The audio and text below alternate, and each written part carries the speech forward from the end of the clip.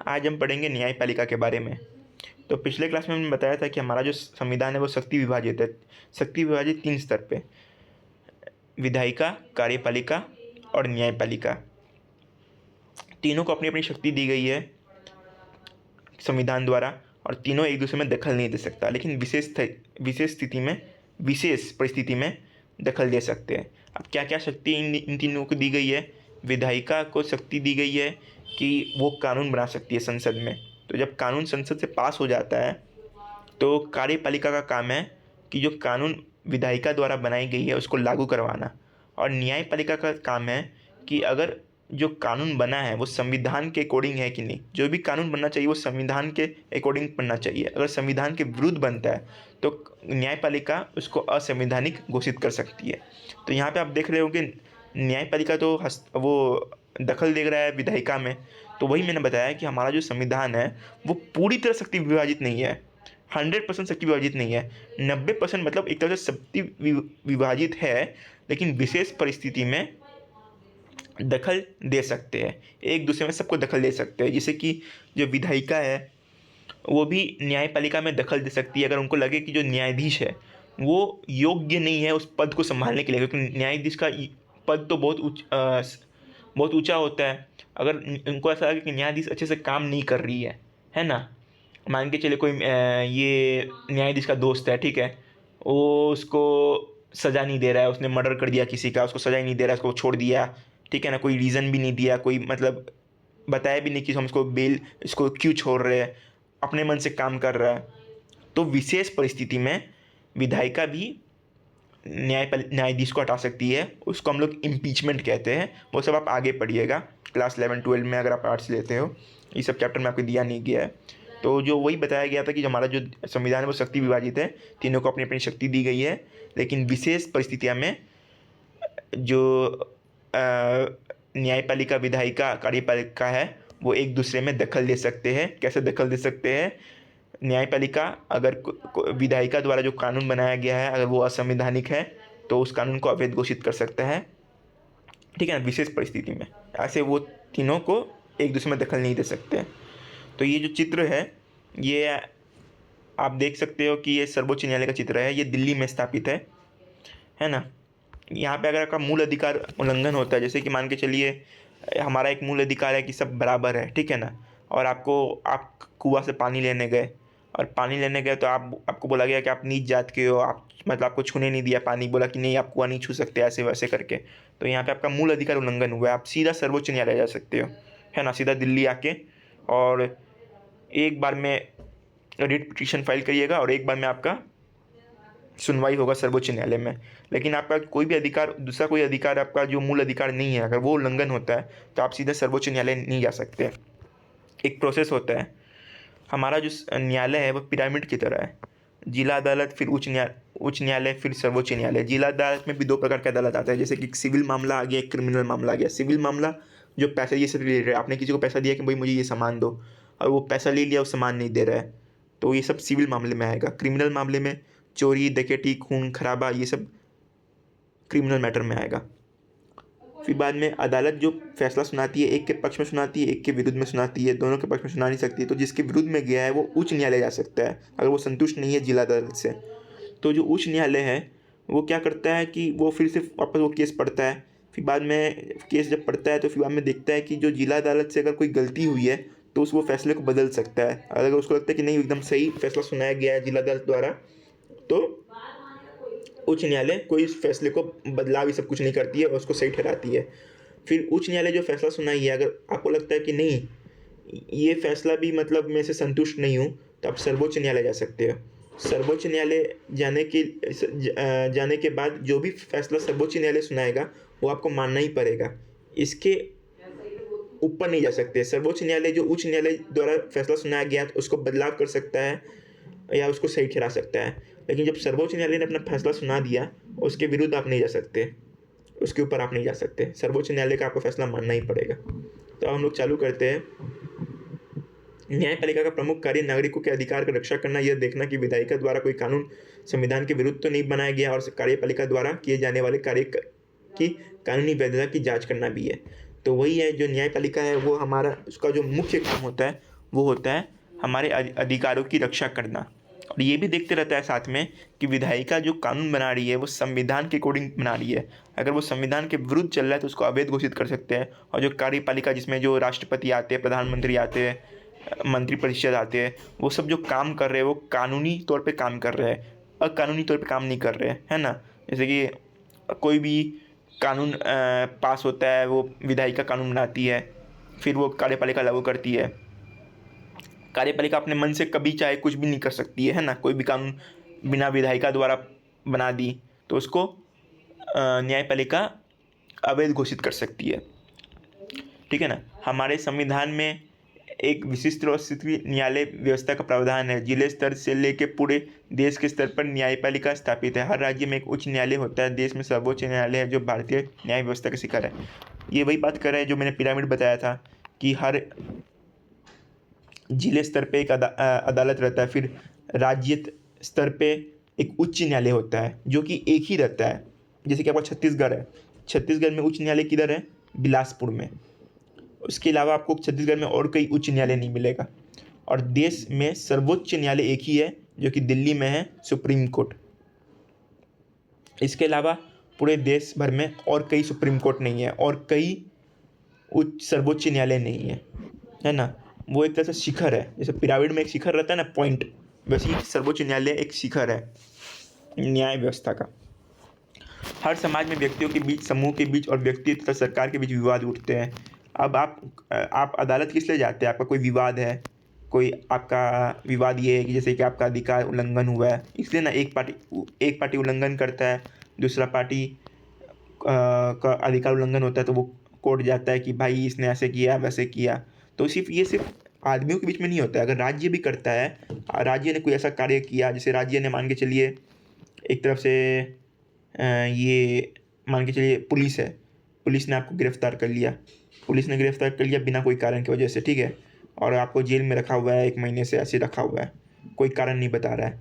तो पुलिस जो है वो राज्य को रिप्रेजेंट करती है, तो आप राज्य के विरुद्ध भी आप केस फाइल कर सकते हो, सिर्फ आदमी के विरुद्ध नहीं, राज्य के विरुद्ध पे। और कभी कभी राज्यों के बीच में विवाद उठते हैं, जैसे कि कोई पानी है, पानी का समस्या है 2 राज्यों के बीच में, तो उनके बीच में भी संवाद उठते हैं, तो उस मामले में भी वो कोर्ट जाते हैं। तो वो कोर्ट जो है वो जो फैसला सुनाती है किसके आधार पर सुनाती है? ऐसा तो नहीं है कि वो मेरा दोस्त है यार उसके लिए मैं फैसला सुना दूंगा, ऐसा नहीं होता है। वो जो फैसला सुनाती है वो कानून के शासन के सिद्धांत के आधार पर सुनाती है। तो यही लिखा हुआ है, इन सभी विवादों के को कानून के शासन के सिद्धांत के आधार पर एक स्वतंत्र संस्था द्वारा हल किया जाना जरूरी है। कानून के शासन का भाव यह है कि धनी और गरीब, स्त्री और पुरुष तथा अगड़े और पिछड़े सभी लोग एक समान कानून लागू हो। मतलब यही अर्थ है कि हमारा जैसे कि कानून कौन बनाता है? विधायिका। अभी जैसे कि चोरी डकैती, ठीक है, अब मान लीजिए चोरी डकैती हुआ, इसका प्रावधान आपको मिलेगा आईपीसी, जो कि अब नया बीएनएस आ गया है, भारतीय न्याय संहिता। तो इसमें बताया गया कि चोरी का जो सज़ा है वो कितने साल की है, जैसे 3 साल की दी गई है मान के चलो। तो मान के चलिए जो गरीब है उसको आप 3 साल की सज़ा दे रहे हो, जो अमीर है उसको 1 दिन की सज़ा दे रहे हो। तो ऐसा नहीं होना चाहिए, सबको समान रूप से मतलब वो समान रूप से कानून लागू होना चाहिए सबके ऊपर। तो वही कानून के शासन के सिद्धांत पर आधार है हमारा ये जो कोर्ट सुनाती है फैसला, वो कानून के शासन के रूप में सुनाती है। न्यायपालिका की प्रमुख भूमिका यही है कि कानून के शासन की रक्षा और कानून की सर्वोच्चता को सुनिश्चित करे। तो यही जो कानून के शासन क्या मैकेनिक, कानून के शासन के क्या महत्व है? कानून के शासन का मतलब यही है कि जो रूल ऑफ लॉ, जो कानून का शासन है, वो सब जितने भी 140 करोड़ देश की जनता है वो सब के लिए सेम रहे, किसी को स्पेशल ट्रीट नहीं किया जाए कि ये आदमी बहुत अमीर है इसके लिए अलग से कानून, जो गरीब है उसके लिए अलग से कानून, ऐसा नहीं। कोई भी अगर जिसका अधिकार उल्लंघन होता है या जो अधिकार या कोई दोषी पाया जाता है तो सबको एक ही प्रकार से सज़ा दी जाएगी, वो है कानून के शासन की ओर से। तो अब कानून के शासन की रक्षा और कानून को सर्वोच्चता सुनिश्चित करने के लिए न्यायपालिका दी गई है, न्यायपालिका का काम है। न्यायपालिका व्यक्ति के अधिकार की रक्षा करती है, विवादों के कानून के अनुसार हल करती है और यह सुनिश्चित करती है कि लोकतंत्र की जगह एक किसी व्यक्ति या समूह की तानाशाही न ले ले। तो जैसे मैंने बताया था कि अमीर गरीब, पुरुष या स्त्री, सबके लिए एक कानून है ना। और जो कानून है उसी के स्तर पर विवाद को सुलझाया जाएगा। ऐसा नहीं कि जो कानून में लिखा हुआ है उसके स्तर पे नहीं, जैसे कि जो चोरी वाला है उसका 3 साल का सज़ा है और उसको बोल दिया कि नहीं हम तुमको 10 साल की सज़ा दे रही है।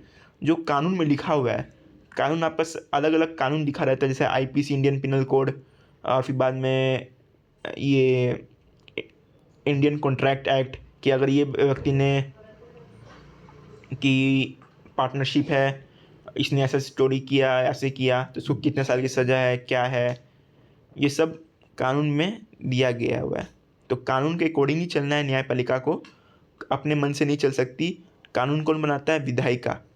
तो विधायिका ने कानून जब बनाया है कि इसको इतने साल की सज़ा मिलेगी, इसको ऐसे करना है, ऐसे करना है, तो न्यायपालिका का काम ही यही है कि जो कानून बनाया गया है विधायिका द्वारा उसके अकॉर्डिंग चलना है, उसके अकॉर्डिंग फैसला सुनाना है, उसके अकॉर्डिंग सब कुछ चलना है।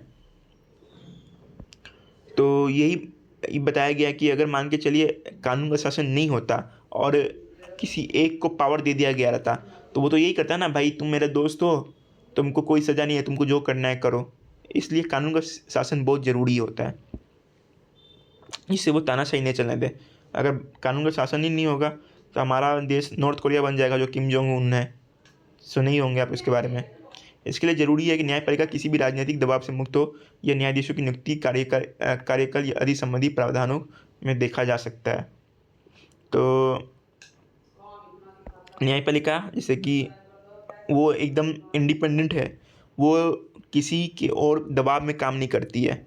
आप जो पॉलिटिकल पार्टी है, जैसे इंडिया बीजेपी हो गई, कांग्रेस हो गई, आम आदमी पार्टी हो गई, तो वो उस पर दबाव नहीं डाल सकती कि आप मेरे पक्ष में फ़ैसला सुनाओ। वो कानून के शासन के अकॉर्डिंग ही फैसला सुनाती है कि कानून में क्या प्रतिक्रिया दी गई है, ऐसा अगर विवाद उठता है तो उसको कैसे सुलझाया जाता है। तो उनको कानून के अकॉर्डिंग ही चलाना पड़ता है, और जब वो फैसला सुनाती है तो उनको रीज़न प्रोवाइड करना पड़ता है कि आपने ऐसा फैसला क्यों सुनाया है, ठीक है ना। तो वो राजनीतिक दबाव से मुक्त रहती है। अब जब राजनीतिक दबाव से मुक्त रहेगी तो अच्छे से काम करेगी। अगर मुझे दबाव रहेगा कि नहीं इसने मुझे ऐसे बोला है, ऐसे ही काम करना है, तो मैं अच्छे से काम नहीं कर पाऊँगा ना। तो यही बताया गया है कि राजनीतिक दबाव से मुक्त होकर जो न्यायपालिका है वो अपना काम करती है। और न्यायाधीश की नियुक्ति, सर्वोच्च न्यायालय के मुख्य न्यायाधीश की सलाह पर राष्ट्रपति मंत्रिपरिषद की सलाह के अनुरूप उच्चतम व उच्च न्यायालय के न्यायाधीशों की नियुक्ति करता है। पिछले कई दशकों से यही परंपरा बनी है कि मुख्य न्यायाधीश की सलाह पर अनुरूप राष्ट्रपति न्यायाधीशों की नियुक्ति करे। पहले क्या होता था, 1993 से पहले जो मंत्रिपरिषद है वो रिकमेंड करता था ये कि किसको न्यायाधीश बनाया जाए, सुप्रीम कोर्ट और हाई कोर्ट के मतलब जजेस को किसको नियुक्ति किया जाए, ठीक है ना। फिर राष्ट्रपति उनसे सलाह लेके जो हमारे मुख्य न्यायाधीश है उनसे फिर सलाह लेती। लेकिन जब 1993 के बाद क्या हुआ कि कलीग सिस्टम इंट्रोड्यूस किया गया, यानी कि अब जो अनुच्छेद 124 जो सुप्रीम कोर्ट का बात करता है, जो सर्वोच्च न्यायालय का बात करता है, इसमें एक शब्द था परामर्श। परामर्श का मतलब ये क्या बोलते हैं, सहमति, है ना। तो इसी को मतलब चैलेंज किया गया था। तो 1993 में जो जज होता है सुप्रीम कोर्ट के, उन्होंने कहा कि जो परामर्श शब्द यूज़ किया गया है अनुच्छेद 124 भारत के संविधान में, जो सर्वोच्च न्यायालय के बारे में बताता है, उसमें बताया गया कि जो परामर्श शब्द है वो सहमति है। यानी कि कोई भी अगर नया जज जो सुप्रीम कोर्ट और हाई कोर्ट में बनेगा, उसका जो मुख्य न्यायाधीश है उसकी सहमति अनिवार्य है। बिना उसके सहमति के उसकी नियुक्ति नहीं हो सकती। तो फिर वही 1993 के बाद से अब क्या होने लग गया कि जो 5 जज होते हैं उसमें एक जो सुप्रीम कोर्ट का जज रहता है, सुप्रीम कोर्ट का नहीं, एक जो चीफ जस्टिस ऑफ इंडिया रहता है जो कि मुख्य न्यायाधीश है, और 4 अन्य सीनियर मोस्ट जज होते हैं, जो कि सुप्रीम कोर्ट के ही रहते हैं, वो नियुक्ति करते हैं सुप्रीम कोर्ट और हाई कोर्ट के जज को, है ना। तो वही बताया गया है, पिछले कई दशकों से यही परंपरा बनी कि मुख्य न्यायाधीश की सलाह के अनुरूप में राष्ट्रपति न्यायाधीशों की नियुक्ति करे। मुख्य न्यायाधीश का राय केवल उसकी व्यक्तिगत न राय हो, वह सर्वोच्च न्यायालय के अन्य न्यायाधीशों के विचार को भी प्रतिबंध करे। इसके लिए कलीग सिस्टम की व्यवस्था की गई है। वही कलीग सिस्टम वही है कि 5 जज रहते हैं, एक मुख्य न्यायाधीश, वो रिकमेंड करते हैं, वो मतलब राय देते हैं राष्ट्रपति को कि आपको इनको नियुक्ति करें, राष्ट्रपति फिर नियुक्ति करती है। जो राय दिया गया है न्यायाधीश के द्वारा, उन्हीं को नियुक्ति करती है राष्ट्रपति अपने नाम से। नियुक्ति कौन कर रहा है? नियुक्ति कर रहा है राष्ट्रपति अपने नाम से, लेकिन असल में कौन कर रहा है? कॉलेजियम सिस्टम कर रहे होते हैं, कलीग सिस्टम इसको बोलते हैं। ये 5 न्यायाधीश, एक मुख्य न्यायाधीश और 4 अन्य न्यायाधीश जो सीनियर मोस्ट, जो सबसे जिनको बहुत साल का एक्सपीरियंस अनुभव रहता है, वो 5 न्यायाधीश मिलके जो आने वाले न्यायाधीश की नियुक्ति होती है वो वही करते हैं। इसके अनुसार सर्वोच्च न्यायालय का मुख्य न्यायाधीश अन्य 4 वरिष्ठम न्यायाधीश की सलाह के कुछ नाम प्रस्तावित करेगा और इसी में राष्ट्रपति नियुक्ति करेगा। वर्तमान में इस व्यवस्था के कुछ दोषों की प्रस्तावित करेगा और वर्तमान में इस व्यवस्था के गुण दोषों की विवेचना की जा रही है और इसमें सुधार लाने का प्रयास चल रहा है। मतलब कि ये इसमें गुण दोषों ये देखा जा रहा है कि मान के चलिए जो 5 न्यायाधीश है वो नियुक्ति करता है, तो कई बार ऐसा सुनने को मिलता है कि मान के चलिए न्यायाधीश का बेटा वो भी न्यायाधीश है ना, तो वो हाई कोर्ट का न्यायाधीश है, अब उसको सुप्रीम कोर्ट जाना है, सुप्रीम कोर्ट तो बहुत बड़ा चीज़ हो गया। तो कभी कई कर मतलब ऐसा सुनने में आता है कि इसका बेटा है इसलिए उसको अंदर ही अंदर ले लिया गया, नेपोटिज्म इसको कहते हैं। तो एक तरह से इसका दोष माना जा सकता है, इसका गुण भी माना जा सकता है कि हाँ, कि मान के चलिए अगर वो जो जजेस होते हैं वो ज़्यादातर पढ़े लिखे होते हैं और जो नेता लोग होते हैं वो ज़्यादातर, मतलब ऐसे बोलना तो नहीं चाहिए लेकिन ऐसे बोलते कि अनपढ़ होते हैं, तो कई वो अपने हित में फैसला सुनाने के लिए किसी को बना दे कि हाँ तुमको हम न्यायाधीश बना रहे हैं, अब कोई भी फैसला होगा तो आप मेरे पक्ष में सुनाइएगा। तो यही इस गुण दोषों का ये बता रहा है, ये चर्चा होती रहती है। न्यायाधीशों का कर्तव्य कार्य निश्चित होता है, वे सेवानिवृत्त होने तक पद पर बने रहते हैं। केवल अपवाद स्वरूप विशेष स्थितियों में न्यायाधीश को हटाया जा सकता है। तो मैंने बताया था ना, विशेष परिस्थिति में ही हटाया जा सकता है। कब हटा सकता है? जब उनको लगे कि विधायिका को लगे कि जो न्यायपालिका है वो पद योग्य संभालने में नहीं है, तभी उनको हटाया जा सकता है, वरना उनका फिक्स टेन्योर रहता है। जो हाई कोर्ट के न्यायाधीश रहते हैं वो 62 साल तक उनका रिटायरमेंट एज रहता है, और जो सुप्रीम कोर्ट के न्यायाधीश रहते हैं वो 65 साल तक उनका वो रहता है कि 65 साल तक आप उनको हटाया नहीं जा सकता, 65 साल पे उनका रिटायरमेंट होता है। अभी हमारे जो मुख्य न्यायाधीश है वो शायद तक चीफ जस्टिस ऑफ इंडिया वो DY चंद्रचूड़ है, वो शायद कोई 65 साल के होने वाले हैं, पता नहीं, देख लीजिएगा। तो अब उनके बाद वो रिटायरमेंट ले लेंगे। तो यही है, न्यायाधीश का कार्य निश्चित होता है, विशेष पद से हटाया जा सकता है। न उनकी नियुक्ति में, न उनके वेतन निर्धारण में, न विधायिका का कोई भूमिका है। तो नियुक्ति में मैं बताया था ना, 1993 से पहले विधायिका का भूमिका थी, लेकिन 1993 के बाद क्या हुआ कि कलीग सिस्टम आ गया। अब कलीग सिस्टम में क्या होता है, जो 1993 में फैसला था कि कलीग सिस्टम इंट्रोड्यूस हो गया था। कलीग सिस्टम में मतलब वही कि जो न्यायाधीश और मुख्य न्यायाधीश है वही नियुक्ति करेंगे आने वाले न्यायाधीश का। तो पहले था कि 1993 में क्या था कि दो न्यायाधीश फैसला सुना नियुक्ति करेंगे, लेकिन 1998 में आया कि अब पाँच न्यायाधीश नियुक्ति करेंगे।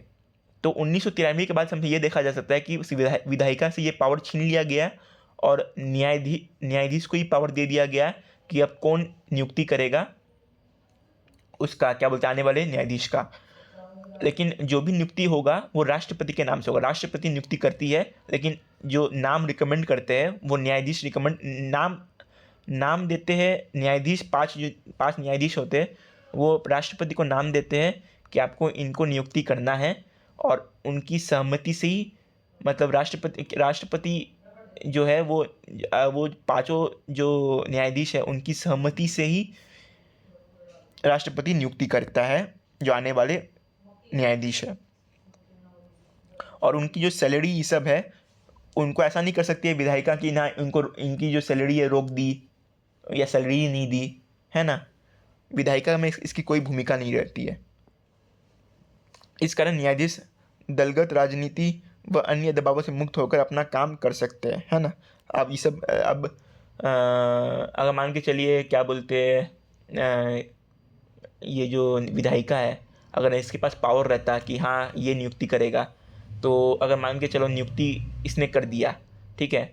अब जो न्यायाधीश है उसको तो यही रहेगा ना, इसने मुझे नियुक्ति किया था, मैं इसके अकॉर्डिंग चलूँगा, इसने कोई भी अपराध किया हो तो मैं इसको क्षमा कर दूंगा, क्योंकि अगर इसके विरुद्ध गया तो ये मुझे हटा देगा।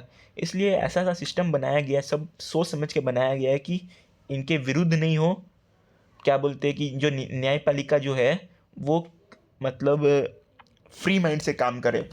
नियुक्ति न्यायाधीश ही करेंगे, जिससे उन पर किसी प्रकार के राजनीतिक दबाव नहीं रहे, और कोई भी अगर कानून का उल्लंघन कर रहा है तो जो कानून का शासन है, कानून के शासन के सिद्धांत के अनुसार वो अपना फैसला सुनाए। इसलिए हमारा जो भी न्यायाधीश है रेस्पेक्ट किया जाता है, क्योंकि वो कई बार क्या होता है कि जो बड़े से बड़े नेता होते हैं ना, उनको भी जेल में डाल देता है, क्योंकि वो कानून के विरुद्ध गए हुए हैं। तो यही बताया गया है। भारत में न्यायपालिका की संरचना पिरामिड की तरह है, जो मैंने आपको स्टार्टिंग में बताया था कि पिरामिड की तरह है, कि जिला स्तर पे, फिर जिला से उच्च न्यायालय पे, उच्च न्यायालय से सर्वोच्च न्यायालय। संरचना पिरामिड की तरह, जिसे सबसे ऊपर सर्वोच्च न्यायालय, फिर उच्च न्यायालय और सबसे नीचे जिला और अधीनस्थ न्यायालय है। नीचे के न्यायालय और ऊपर के न्यायालय की देखरेख में काम करते हैं। तो अब इसमें यही बताया गया है, ये जो भारत के सर्वोच्च न्यायालय है, इसकी पावर के बारे में बताया गया है। इसके फैसले सभी अदालत के मान्य होते हैं। मतलब ये अगर मान के चलो जो सर्वोच्च न्यायालय है, वो मान के चलो कानून का शासन कुछ ऐसा बताया गया है और सर्वोच्च न्यायालय ने कुछ और बता दिया, ठीक है। तो अब जो जो जो न्यायपालिका है वो कानून के शासन के अकॉर्डिंग चलता है, लेकिन अगर सर्वोच्च न्यायालय ने कुछ और बताया है उस चीज़ के बारे में, तो अब जो भी फैसला सुनाना होगा वो सर्वोच्च न्यायालय के इस अनुसार सुनाना पड़ेगा। सर्वोच्च न्यायालय ने इस केस में ये फैसला सुनाया था।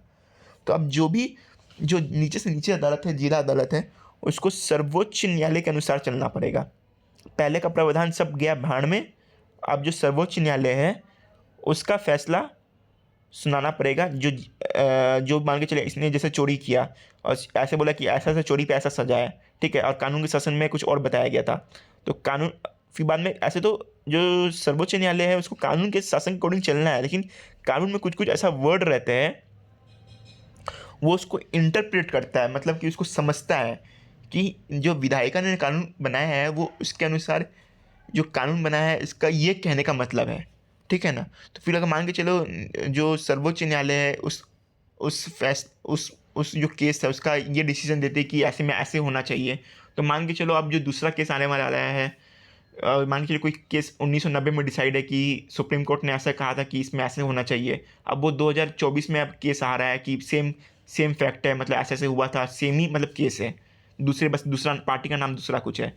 तो जो सर्वोच्च न्यायालय ने जो फैसला सुनाया है वो उसको उच्च न्यायालय, जिला स्तर और सर्वोच्च न्यायालय खुद को वही फैसला उसको भी सुनाना पड़ेगा जो 1990 में सर्वोच्च न्यायालय ने कहा है। उसका फैसला सभी अदालत को मानने होते हैं।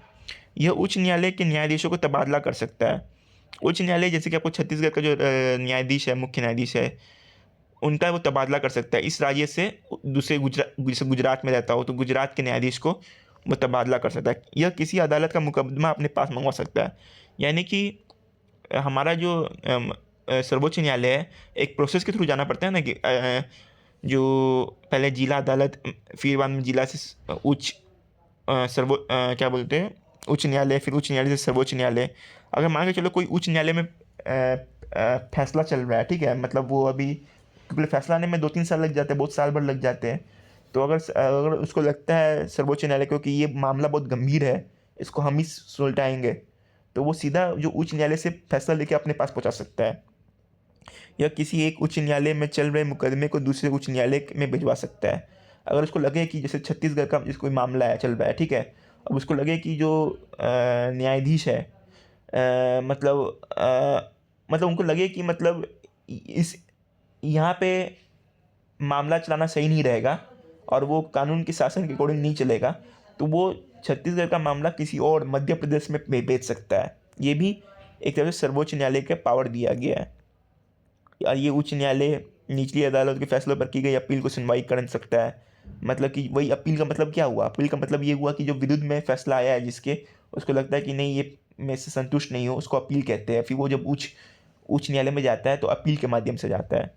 मौलिक अधिकारों का बहाल करने के लिए रिट जारी कर सकता है। तो मैंने आपको जो बताया था, जो मौलिक अधिकार है हमारा, जो अनुच्छेद भारत का संविधान अनुच्छेद 14 से लेकर 32 तक दिया गया है, उसमें अगर कोई भी उल्लंघन होता है तो आप सीधा सुप्रीम कोर्ट जा सकते हो।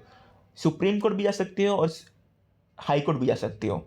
ऐसे ज़्यादातर मतलब बोला ये जाता है कि आपको हाई कोर्ट जाना चाहिए, लेकिन ऐसा नहीं है कि आप सुप्रीम कोर्ट नहीं जा सकते। सुप्रीम कोर्ट इसलिए बोला गया है क्योंकि सुप्रीम कोर्ट में पहले से बहुत सारे केसेस चल रहे हैं, और सुप्रीम कोर्ट का एक और केस दे दोगे तो और उनको मतलब बर्डन हो जाएगा, है ना। तो हाई कोर्ट पास में ही है, जैसे आपको छत्तीसगढ़ है तो छत्तीसगढ़ से दिल्ली जाने में आपको बहुत समय भी लगेगा, बिलासपुर में है तो बिलासपुर से पास में पड़ेगा, तो आप सीधा हाई कोर्ट जा सकते हो। और जब मूल अधिकार आपका उल्लंघन होता है तो रिट के थ्रू जाते हैं। सुप्रीम कोर्ट में अनुच्छेद 32 के तहत आप जाते हो, और हाई कोर्ट में आर्टिकल 226 के तरफ से आप जाते हो। कि जैसे मूल अधिकार हमारा 6 प्रकार के मूल अधिकार है, जैसे समान समान समान अधिकार, और राइट टू रिलीजियस, यानी कि आप कोई पूजा मतलब पूजा आपका कोई भी धर्म हो सबको सम्मान है ना। आपकी एजुकेशन, आपको पढ़ाई का समान अधिकार, right to education article 21A में आता है। तो ये सब आप आगे पढ़िएगा। तो यही है, राज्य के क्षेत्राधिकार में आने वाले मुकदमों को निपटारा कर सकता है, जो भी इसके क्षेत्र में है उस सबको निपटारा कर सकता है। अब भारत के जो कर्तव्य है, जो सर्वोच्च न्यायालय का कर्तव्य है, हमारे संविधान में सर्वोच्च न्यायालय का विशेष स्थान है। आर 13.4 यही जो फिगर बनाया गया है में आप देख सकते हैं कि वह न्यायपालिका की सर्वोच्च संस्था होने के नाते किसी भी न्यायिका का निर्देश दे सकता है कि उनके निर्णय को पलट सकता है, उसके निर्णय को दर्जा कानून सम्मत होता है। तो वही मैं बताया ना, पलट सकता है कि मान के चलो जिला स्तर है, उच्च न्यायालय है, उन्होंने कोई फैसला सुनाया, उसको और सर्वोच्च न्यायालय को लगता है कि ये फैसला गलत सुनाया तो उसको पलट सकता है। तो वही इसलिए लोग क्या करते हैं ना, कि लोग देखते होंगे यार जो केस लड़ रहे हैं वो 10 साल से केस लड़ रहे हैं। 10 साल से केस क्यों लड़ रहे हैं? 10 साल से केस नहीं लड़ रहे हैं, उनको उम्मीद होता है कि सर्वोच्च न्यायालय जो होते हैं वो, क्योंकि सर्वोच्च न्यायालय से ऐसे तो कोई बन नहीं जाता है। सर्वोच्च न्यायालय कब बनता है? जब आपको हाई कोर्ट में, जो उच्च न्यायालय में आपको 10 साल का जज का एक्सपीरियंस है, तब जाके आप सर्वोच्च न्यायालय बनते हैं। तो सर्वोच्च न्यायालय में आप जितने भी देखते होंगे, जितने भी न्यायाधीश है वो सब 50-60 साल के ऊपर रहते हैं, है ना। कोई भी ऐसा नहीं देखोगे कि वो 40 साल का 30 साल का बन गया। क्यों 50 साल का? इसलिए क्योंकि उनको अनुभव रहता है इतने साल का। और जो उच्च न्यायालय, जो जिला अदालत है, उसमें आप देखोगे कि वो 30 वर्ष की उम्र से वो जिला अदालत में है। अब उसको कितना अनुभवी होगा, कितने साल का अनुभवी होगा। लेकिन सर्वोच्च न्यायालय को बहुत साल का अनुभव होता है, इसलिए वो जानता है कि कहाँ पे जिला अदालत गलती कर सकती है। तो इसलिए वो सर्वोच्च न्यायालय का यह मतलब है कि मतलब वो है ना, कोई भी जो उच्च न्यायालय और जिला अदालत है उनका वो फैसला बदल सकती है। तो यही बताया गया है कि सर्वोच्च न्यायालय के कुछ प्रमुख काम, जो कर्तव्य है, दीवानी, फौजदारी तथा संवैधानिक सवालों से जुड़े अवसनीय वही मतलब दीवानी, फौजदारी तथा संवैधानिक सवालों से जुड़े अधीनस्थ न्यायालयों के मुकदमा की अपील पर सुनवाई करना। वही कि मतलब कोई जैसे कि दीवानी, फौजदारी है, और उससे और जिला अदालत और उच्च न्यायालय पे फैसला आ चुका है, तो उसको मतलब अपील अपील क्या होता है, मैंने बताया था कि मतलब आप कोई फैसला संतुष्ट नहीं है और उच्च न्यायालय पे जाते हो, उच्च न्यायालय संतुष्ट नहीं है तो सर्वोच्च न्यायालय जाते हो, तो उसको अपील कहते हैं, है ना। तो उसका ये काम है कि वो अपील को सुनना, है ना। संवैधानिक सवालों से जुड़ा हुआ है या दीवानी है, फौजदारी है, उन सब अपील को वो सुनता है। हालांकि संवैधानिक सवाल जो रहता है, मान लीजिए संवैधानिक जो है, तो वो सीधा आप जा सकते हो, लेकिन इस पर मैं कंफर्म नहीं हूँ, मैं इसको छोड़ दीजिएगा मतलब संवैधानिक वाला। लेकिन ऐसा जो दीवानी, फौजदारी है, वो अपील के माध्यम से जाते रहता है। पहले आपको जिला स्तर पे, फिर जिला से आप उच्च न्यायालय, और उच्च न्यायालय से सर्वोच्च न्यायालय। कोई भी अगर असंवैधानिक घोषित करना होता है ना, संवैधानिक, तो हमारे जो सर्वोच्च न्यायालय है उसमें 5 न्यायाधीश की जरूरी उपस्थिति रहना अनिवार्य होता है।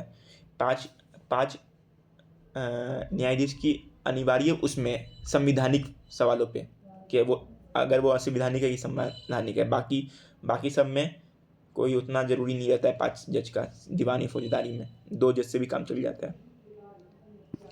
संघ और राज्यों के बीच तथा विभिन्न राज्यों के आपसी विवादों को निपटारा करना।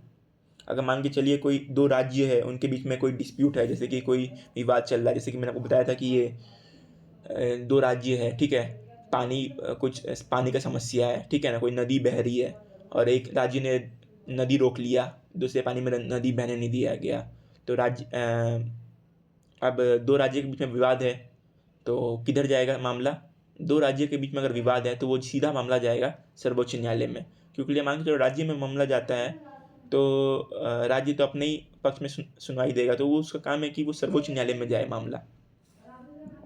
जनहित के मामलों तथा कानून के मामले में राष्ट्रपति को सलाह देना, वो सलाह देने का भी काम करता है। ऐसे जो सलाह हो, जो राष्ट्रपति को जो सलाह देने का काम है, वो संविधान में वो मंत्रिपरिषद सलाह देता है, फिर उसको राष्ट्रपति मंत्रिपरिषद सलाह लेके उस कार्य करती है। लेकिन कुछ कुछ मामला जो होता है, जैसे जनहित का मामला, कानून के मसले पे, उस सब मामले में सर्वोच्च न्यायालय राष्ट्रपति को सलाह देता है।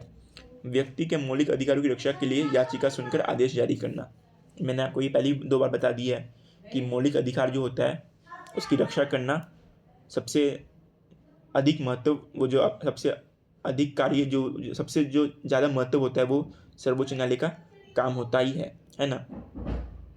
जो सर्वोच्च न्यायालय है वो संरक्षक है हम लोग का, संविधान का संरक्षक है और मूल अधिकारी का भी संरक्षक है। इस प्रकार हम देख सकते हैं कि नागरिकों के लोकतंत्र अधिकारों की रक्षा करने में, कानून की सर्वोच्चता बनाए रखने में तथा राज्य के क्रियाकलापों में संविधान के मर्यादाओं के अंदर बनाए रखने में संपूर्ण न्यायालय और विशेष सर्वोच्च न्यायालय का अधिक महत्वपूर्ण भूमिका है। ये सब कुछ क्वेश्चन दिए गए हैं कि न्यायपालिका कई स्तर में होने पे क्या फ़ायदा हो सकते हैं। कई स्तर पर, जैसे जिला स्तर पर, उच्च न्यायालय स्तर पर और सर्वोच्च न्यायालय, तो इसके क्या फ़ायदा हो सकते हैं? इसके फ़ायदे ये हो सकते हैं कि सर्वोच्च न्यायालय में बहुत सारे केसेस है चल रहे होते हैं।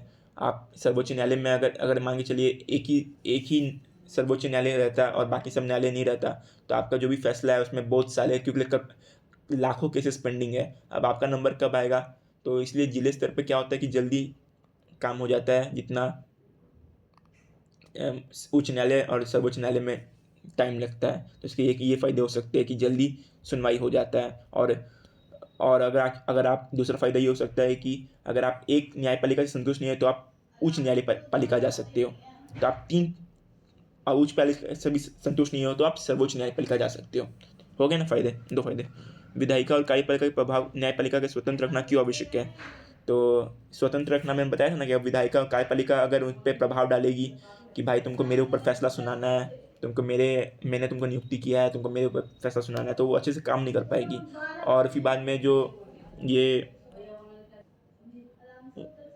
जो अगर वो काम, अगर मतलब जैसे विधायिका है, अगर उन्होंने उसको नियुक्ति किया, फिर बाद में अगर प्रभाव डाल रहा है न्यायपालिका पे, तो न्यायपालिका अच्छे से काम नहीं कर पाएगी, क्योंकि उसको दबाव पड़ रहा है। अब आदमी जब दबाव में होता है अच्छे से काम नहीं कर पाता है, तो इसलिए उसको स्वतंत्र रखा गया है कि वो किसी के दबाव में काम नहीं करे, और जो कानून का उल्लंघन कर रहा है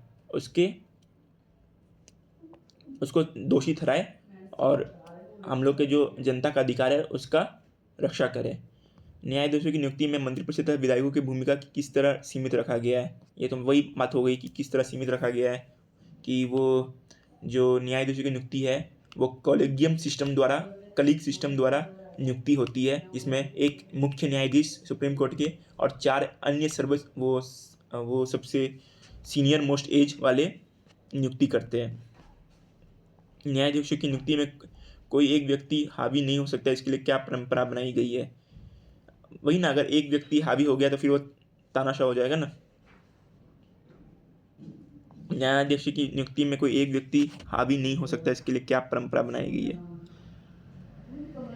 ये वाला देखना पड़ेगा, ऊपर दिया गया है। नागरिकों के मौलिक अधिकारों की रक्षा के लिए हम किन किन न्यायालयों में जा सकते हैं?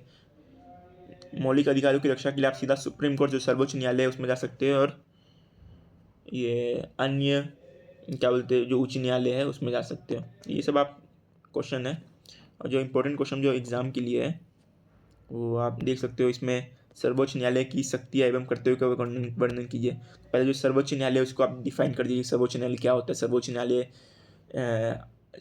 सर्वोच्च न्यायालय ये संविधान का संरक्षक है, सर्वोच्च न्यायालय जो है ये अनुच्छेद 124 भारत के संविधान में स्थापित किया गया है। एक बार भारत के संविधान एक अनुच्छेद 124 पढ़ लीजिएगा, या फिर वो भी नहीं लिखो चलेगा, लेकिन बस सुप्रीम कोर्ट को ये जो सर्वोच्च न्यायालय है उसको एक बार थोड़ा सा 3-4 लाइन में डिफाइन कर दीजिएगा कि सर्वोच्च न्यायालय क्या होता क्या है, ठीक है ना। अब होने का क्या है, उसकी शक्तियाँ कहाँ पे दी गई है, शक्तियाँ आपको मिलेगी यहाँ पे। ये जो भारत का सर्वोच्च न्यायालय है ये 4 प्रकार की शक्ति दी गई है ना। 4 शक्ति को लिख दीजिएगा।